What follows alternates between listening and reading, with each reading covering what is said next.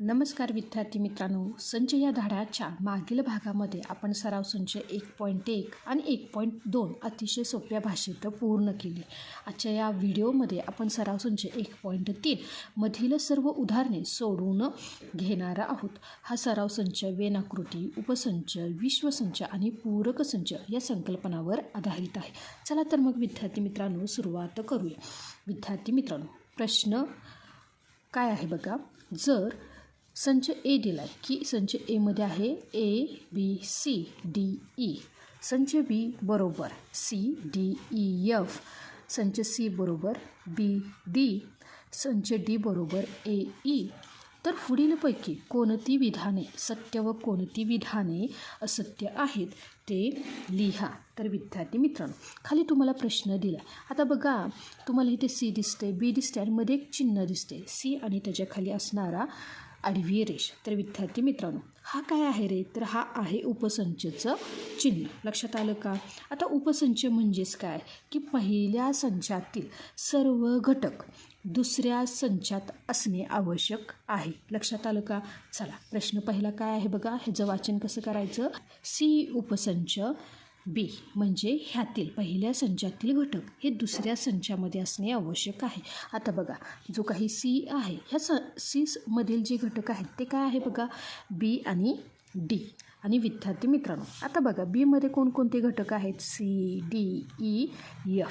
तर बघा विद्यार्थी मित्रांनो, आपल्याला काय दिसतंय रे की जो काही यातील हा जो काही बी हा घटक आहे हा संच बीमध्ये आपल्याला दिसत नाही. लक्षात आलं का?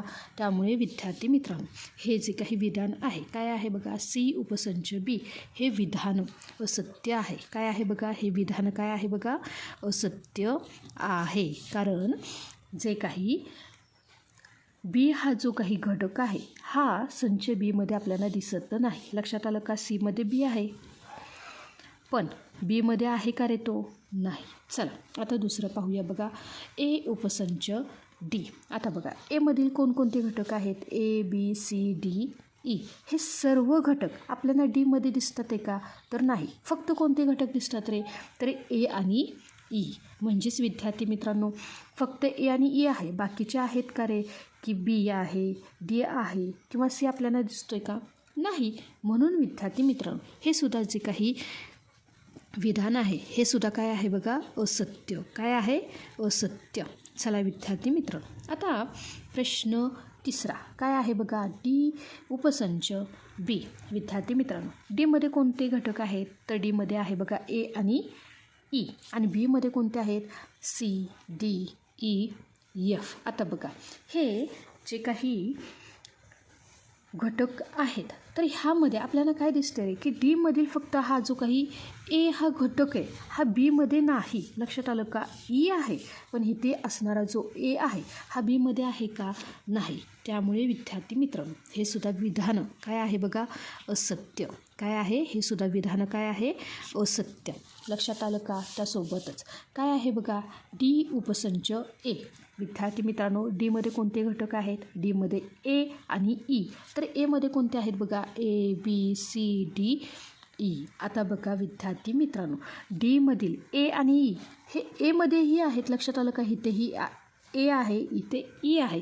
म्हणजे हे दोन्हीही घटक कुठे आहेत रे? संच एमध्ये आहेत. त्यामुळे विद्यार्थी मित्रांनो, हे जे काही विधान आहे हे काय आहे बघा, सत्य. हे काय आहे? विधान सत्य. कारण ह्यातले दोन्ही घटक इथे आहेत. लक्षात आलं का? त्यासोबतच प्रश्न पाचवा, बी उपसंच ए. काय आहे बघा, बी उपसंच ए. तर विद्यार्थी मित्रांनो, आता बघा बीमध्ये कोणते घटक आहेत? CDEF. आणि एमध्ये काय आहेत बघा, ABCDE. आता बघा, बीमध्ये असणारा जो एफ हा घटक आहे तो एमध्ये आहे का? तर नाही. म्हणून विद्यार्थी मित्रांनो, हे जे काही विधान आहे हे काय आहे बघा, असत्य. काय आहे? असत्य. त्यासोबतच पुढील काय आहे बघा, सी उपसंच ए. विद्यार्थी मित्रांनो, सीमध्ये काय आहे बघा, कोणते घटक आहेत? बी आणि डी. आणि विद्यार्थी मित्रांनो, एमध्येही ती घटक आहेत. काय आहे? बी आहे, डी आहे. त्यामुळे विद्यार्थी मित्रांनो, सी मधील बी आणि डी हे दोन्ही घटक संच एमध्ये आहेत. म्हणून हे विधान काय आहे बघा? सत्य आहे. काय आहे? सत्य आहे. लक्षात आलं का? उपसंच म्हणजेच काय? की जो काही पहिला संच आहे, ह्या पहिल्या संचातील सर्व घटक दुसऱ्या संचामध्ये असणे. लक्षात आलं का विद्यार्थी मित्रांनो? आता प्रश्न दुसरा काय सांगितला आहे बघा? 1 ते 20 मधील नैसर्गिक संख्यांचा विश्वसंच घेऊन एक्स आणि वाय वेन आकृतीने दाखवायचं आहे. लक्षात आलं का? आता आपल्याला काय सांगितलं आहे बघा? की पहिल्यांदा विश्वसंच घ्यायचा आहे. कोणता रे?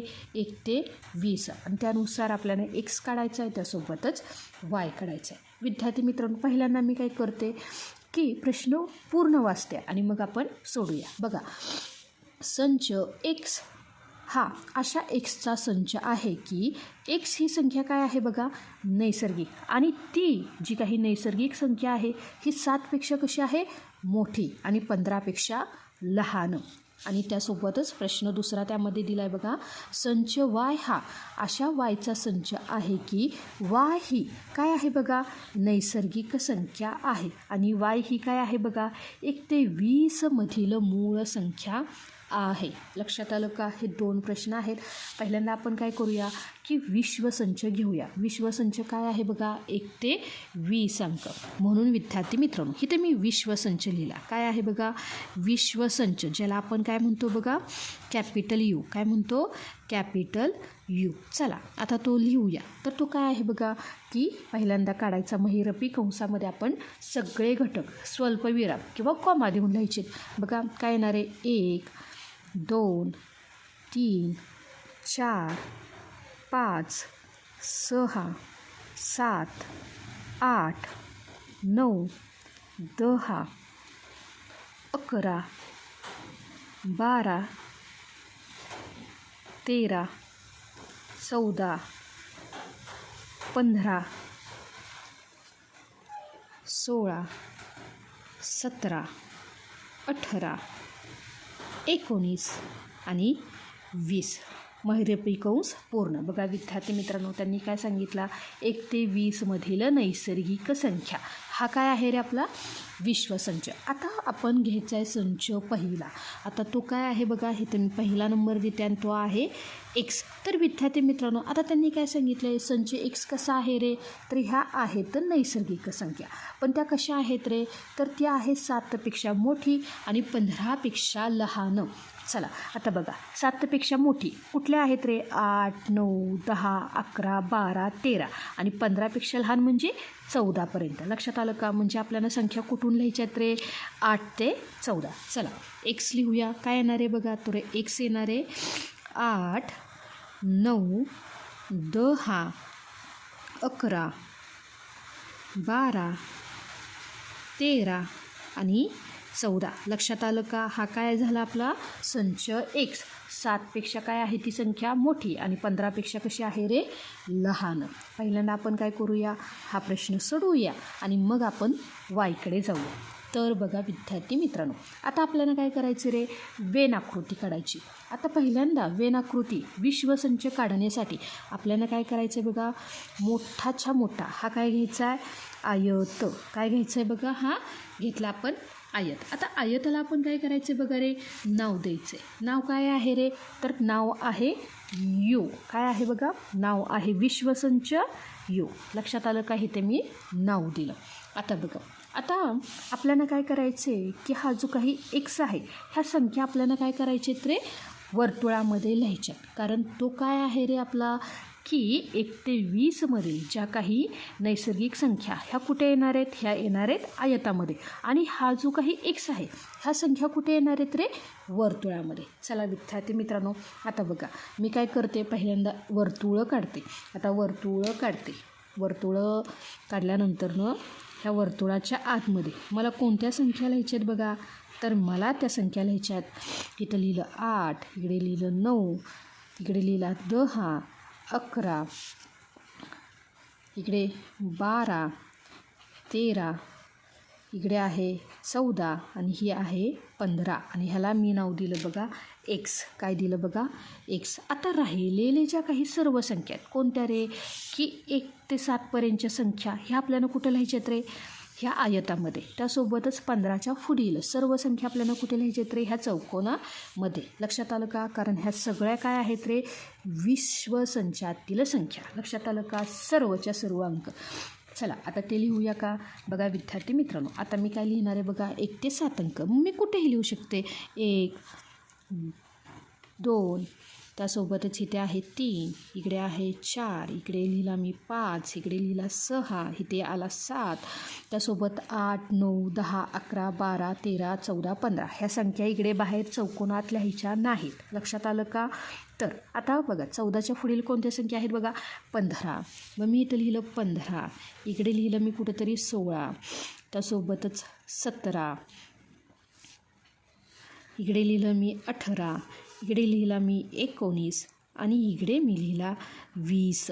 लक्षात आलं का, ही झाली वेन आकृती. लक्षात आलं का विद्यार्थी मित्रांनो.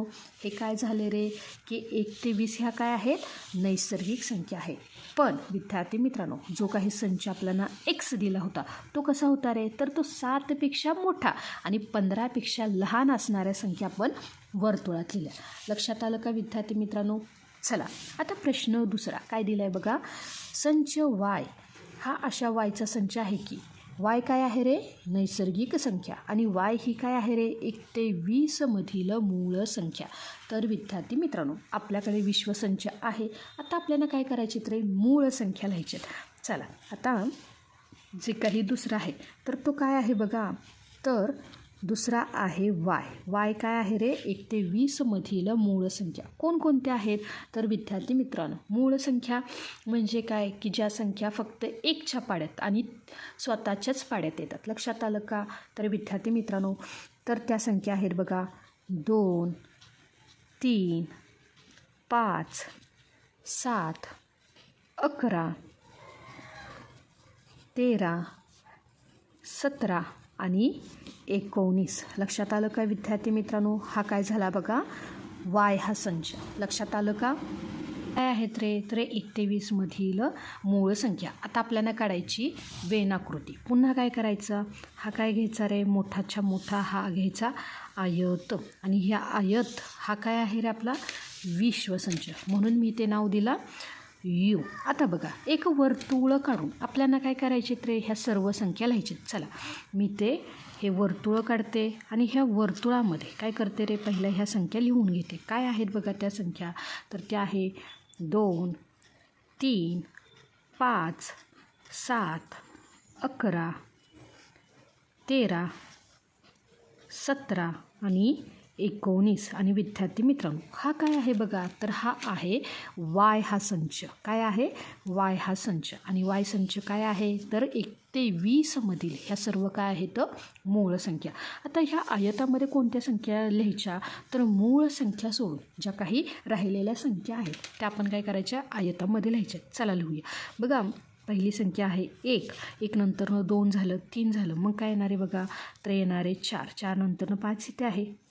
पुन्हा तो अंक लिहायचा नसतो. लक्षात आलं का. त्यानंतर आहे 6, इथे आहे 7, त्यामुळे येणारे बघा इकडे येणारे 8 नंतरनं काय आहे बघा, तर 8 नंतरनं आहे 9 नंतरनं काय आहे बघा 10 नंतरनं काय 11, पुन्हा 13 17 19. ह्या संख्या काय आहेत 11 13 17 आणि 19 ह्या आहेत मूळ संख्या. ह्या सोडून बाकीच्या सर्व संख्या आपण लिहूया. बघा 10 नंतरनं काय आहे, तर 10 नंतरनं आहे 12 नंतरनं आहे इकडे 14 नंतरनं काय आहे बघा, तर इकडे आहे 15 नंतरनं आहे 16 नंतरनं आहे बघा 18 नंतरनं काय आहे 20. हे काय आहेत रे, तर हा आहे पूर्णतः विश्वसंच, आणि विश्वसंचातील जे काही वाय हा संच आहे हा काय आहे रे मूळ संख्यांचा. लक्षात आलं का. चला विद्यार्थी मित्रांनो, हा झाला प्रश्न दुसरा. आता आपण जायचं आहे प्रश्न तिसरा. काय विचारला आहे बघा, आपल्याला यू दिला. यू म्हणजे काय आहे विश्वसंच, आणि ह्यामध्ये संख्या दिल्या आहेत बघा 1 2 3 7 8 9 10 11 12. आणि त्यामध्ये आपल्याला काय दिलं आहे बघा पी संच दिला आहे, आणि त्यामध्ये दिला 1 3 7 आणि 10 आणि आपल्याला प्रश्न सांगितला आहे बघा. तर यू पी आणि पी डॅश वेन आकृतीने दाखवा. आता तुम्ही म्हणाल पी डॅश म्हणजेच काय? तर विद्यार्थी मित्रांनो, हे काय आहे रे? हा आहे पूरक संच. काय आहे बघा? पूरक संच. आणि पूरक संच म्हणजेच काय की बघा, यूमधील पण पीमध्ये नसलेले घटक. लक्षात आलं का? पूरक संच म्हणजे काय की जे विश्वसंचामध्ये आहेत पण पीमध्ये नाहीत. लक्षात आलं का? चला पहिल्यांदा आपण काय करूया, यू पी आणि पी डॅश हे आकृतीने दाखवूया. चला विद्यार्थी मित्रांनो, म्हणजे प्रश्न पहिला आपण सोडवूया बघा. तर काय आहे तो प्रश्न पहिला? तर बघा, आता आपल्याला यू माहिती आहे, पी माहिती आहे, पण पी डॅश माहिती आहे का रे? नाही. पी डॅश म्हणजे काय आहे रे? तर तो आहे पूरक संच. काय आहे बघा? पूरक संच. आणि तुम्ही पी सी असंही वरती लिहू शकता. तो काय आहे रे? कॉम्प्लिमेंट. काय आहे? कॉम्प्लिमेंट. लक्षात आलं का? तर चला विद्यार्थी मित्रांनो, आता काय करूया बघा की आता बघा हे काय आहेत रे? यूमधील पण पीमध्ये नसणारे कोणकोणते घटक आहेत? तर बघा, 1 आहे, इकडे 3 आहे, हा 7 आहे आणि हा 10. हे कुठं आहेत? पीमध्ये. आता पीमध्ये आहेत पण ते पीमध्ये नसणारे कोणते घटक आहेत ते? तर ते आहे बघा 2 आहे, त्यानंतरनं 8 आहे, त्यासोबतच काय आहे बघा 9, 11 आणि 12. हे कुठे नाही आहेत रे? तर हे घटक हे पीमध्ये नाही आहेत. लक्षात आलं का? हा आहे विश्वसंच, हा आहे संच पी. आणि पीचा जो काही पूरक संच काय आहे? P dash. आणि ते काय आहे बघा 2, 8, 9, 11, 13. पीमध्ये जो काही हा पी संच आहे, पीमध्ये नसणारे जे काही घटक आहेत ते कुठे आहेत रे? विश्वसंचातले. ते कुठे आपण लिहायचे रे? इथे. लक्षात आलं का? चला आता आपल्याला काय करायचं रे? ह्याची वेन आकृती काढायची. म्हणजे पुन्हा काय करायचं बघा की जसं आपण दुसऱ्या प्रश्नात सोडवलं तसं. हा काय आहे रे? विश्वसंच यू. काय आहे? विश्वसंच यू. आता विद्यार्थी मित्रांनो, आपल्याला काय करायचं आहे बघा, एक वर्तुळ काढायचं आहे. काय करायचं आहे? वर्तुळ काढायचं आहे. आणि ह्या वर्तुळामध्ये आता इथं मी काढला तो वर्तुळ. आणि ह्या वर्तुळामध्ये आता आपल्याला काय करायचं रे की संच पी दाखवायचा आहे. काय करायचं रे? संच पी दाखवायचं आहे. लक्षात आलं का? मी इथं लिहिते संच पी. आणि पीचे कोणकोणते घटक आहेत बघा, तर पीचे घटक आहेत 1, 3, 7 आणि 10. लक्षात आलं का? आता राहिलेले कोणते घटक आहेत? तर ते आहेत पी डॅश. काय आहे बघा? P dash. आणि विद्यार्थी मित्रांनो, ते घटक आहेत बघा 2, 8, 9, 11 आणि 12.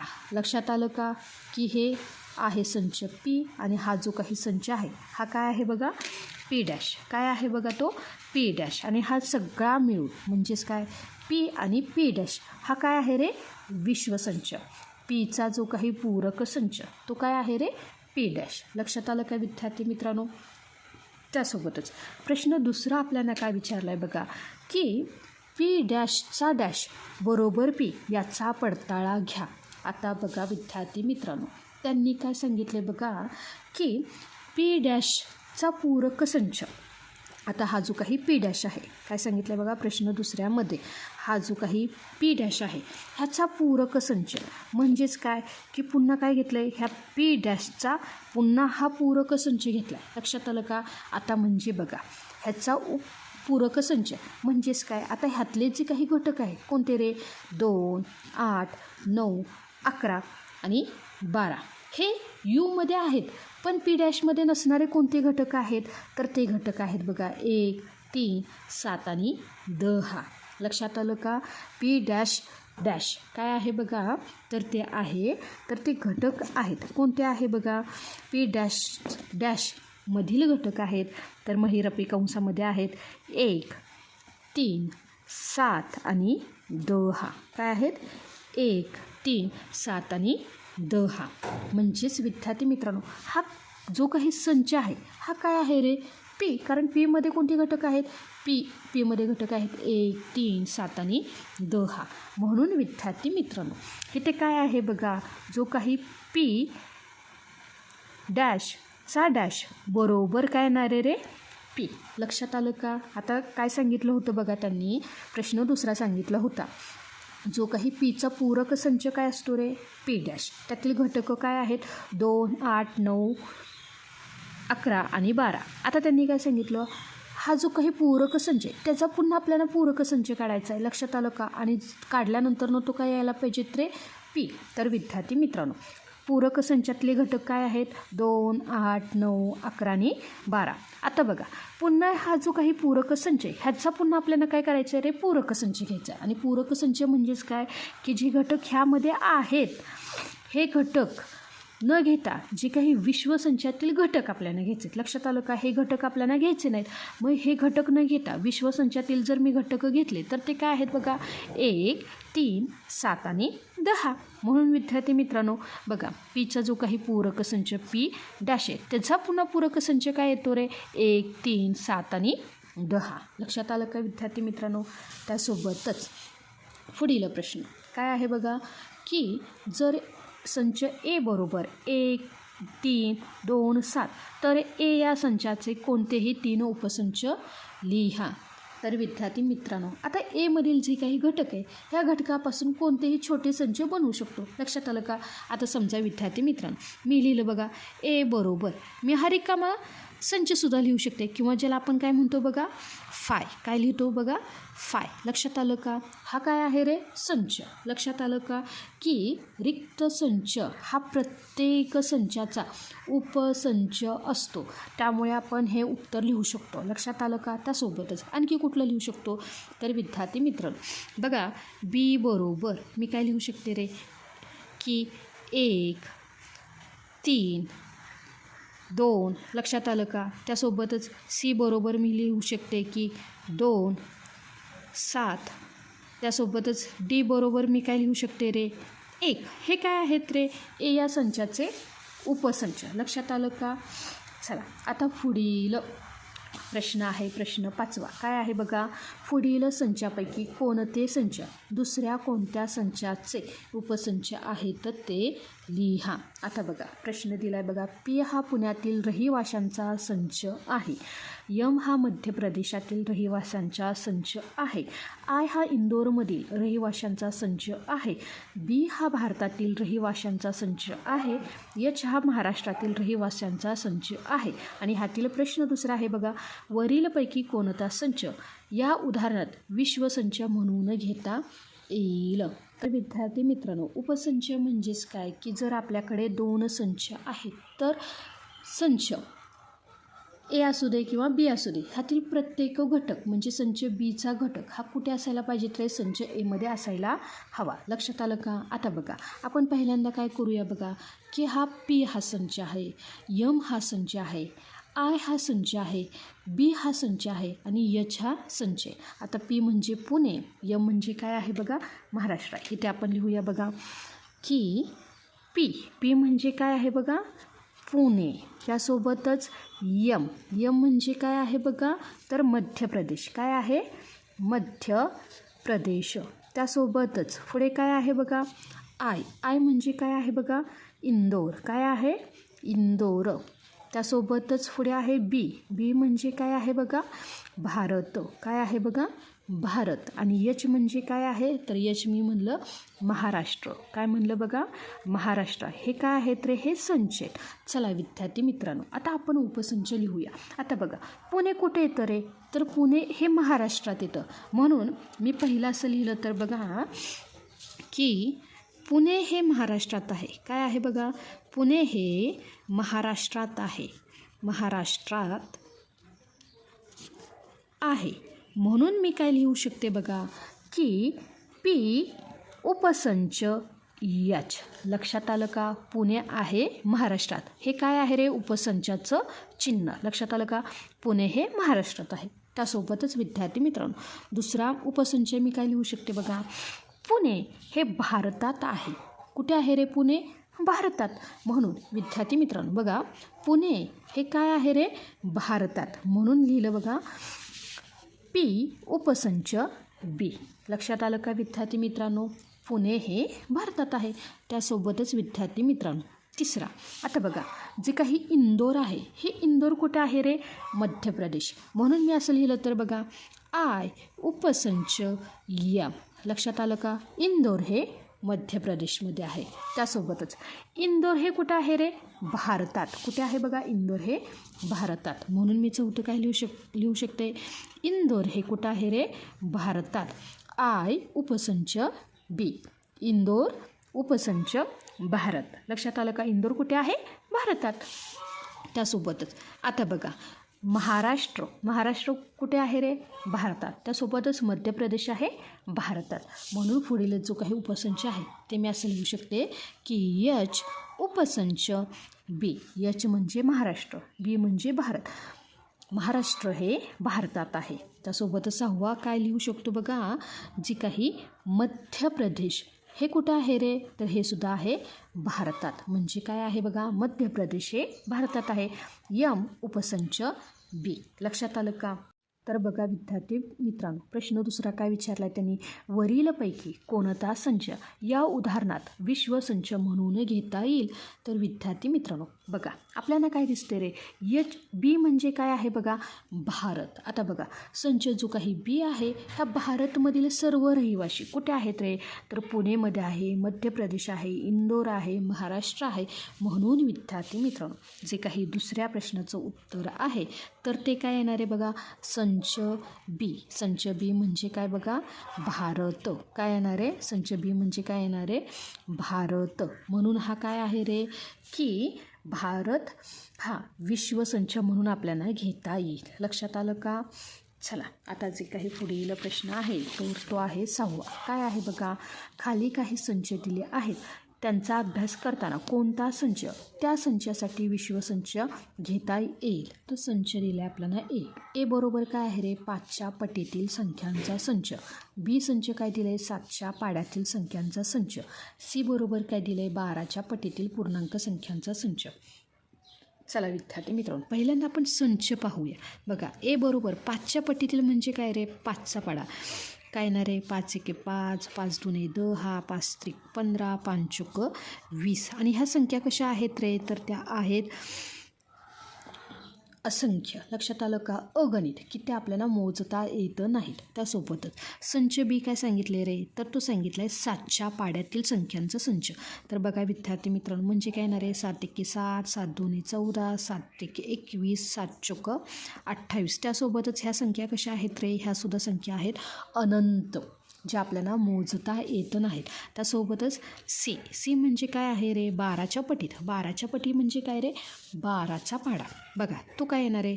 12 एके 12, 12 दोन्ही 24, 12 त्रिक 36, 12 चौक 48. तर बघा विद्यार्थी मित्रांनो आता हे तिन्ही संच आपण लिहिले तर काय दिसतात रे? की ह्या सगळ्या काय आहेत रे? तर तिन्ही संचातील संख्या ह्या नैसर्गिक संख्या आहेत. काय आहेत बघा? नैसर्गिक संख्या. त्यासोबतच काय आहेत रे? की पूर्ण संख्या. नैसर्गिक संख्या म्हणजे काय? की ज्या 1 पासून सुरू होतात. पूर्ण संख्या म्हणजे काय? ज्या 0 सुरू होतात. आणि पूर्णांक संख्या म्हणजे काय रे? धन, 0 आणि काय आहेत रे? ऋण संख्या. लक्षात आलं का? म्हणून विद्यार्थी मित्रांनो ही तिन्ही संचासाठी आपण काय करू शकतो रे? नैसर्गिक संख्यांचा संच. काय आहे बघा? नैसर्गिक संख्यांचा संच. नैसर्गिक संख्यांचा संच म्हणजे तो n असेल किंवा पूर्ण संख्यांचा संच. काय आहे बघा? पूर्ण संख्यांचा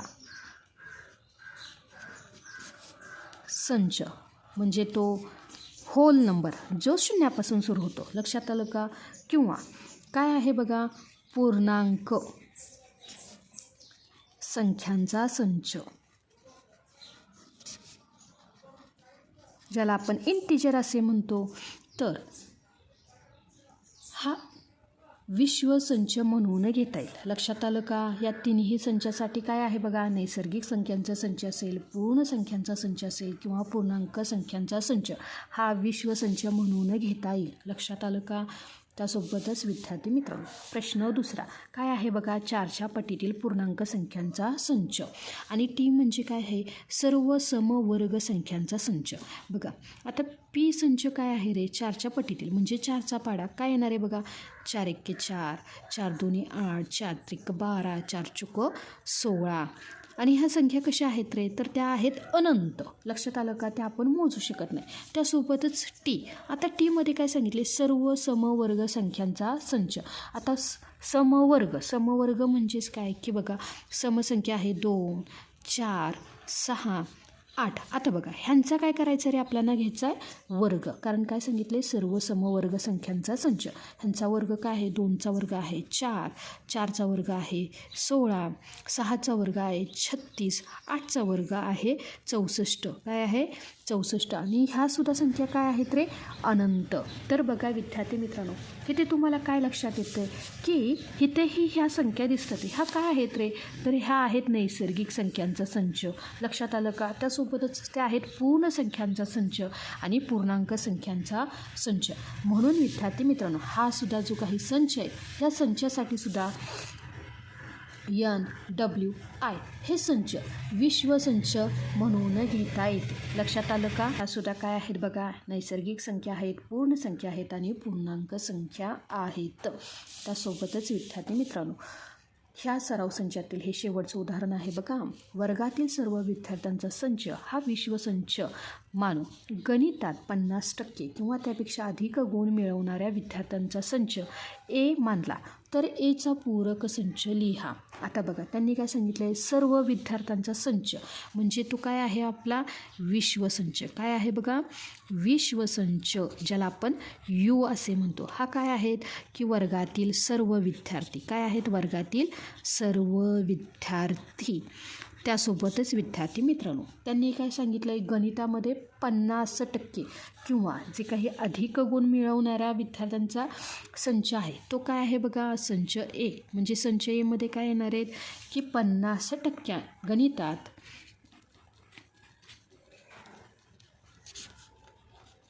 50% किंवा त्यापेक्षा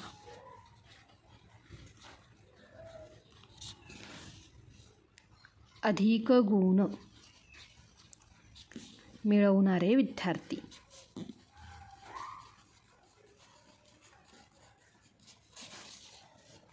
हा काय आहे आपला ए संच. तर आपल्याला काय करायचं आहे बघा, एचा पूरक संच लिहायचा आहे. म्हणजेच काय, पूरक संच म्हणजेच काय विद्यार्थी मित्रांनो, की एचा पूरक संच ए डॅश म्हणजेच काय की जे घटक काय आहेत रे की एमध्ये नसणारे. आता एमध्ये नसणारे कोणते घटक आहेत, तर बघा एमध्ये काय आहेत रे की 50% किंवा अधिक गुण मिळवणारे विद्यार्थी. तर विद्यार्थी मित्रांनो, एचा जो काही पूरक संच ए डॅश काय होणार आहे की 50%पेक्षा कमी गुण मिळवणाऱ्या विद्यार्थ्यांचा संच. काय आहे बघा, गणितात 50%पेक्षा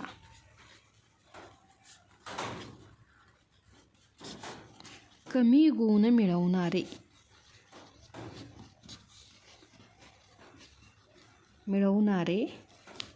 विद्यार्थी हे काय आहेत बघा, संच ए.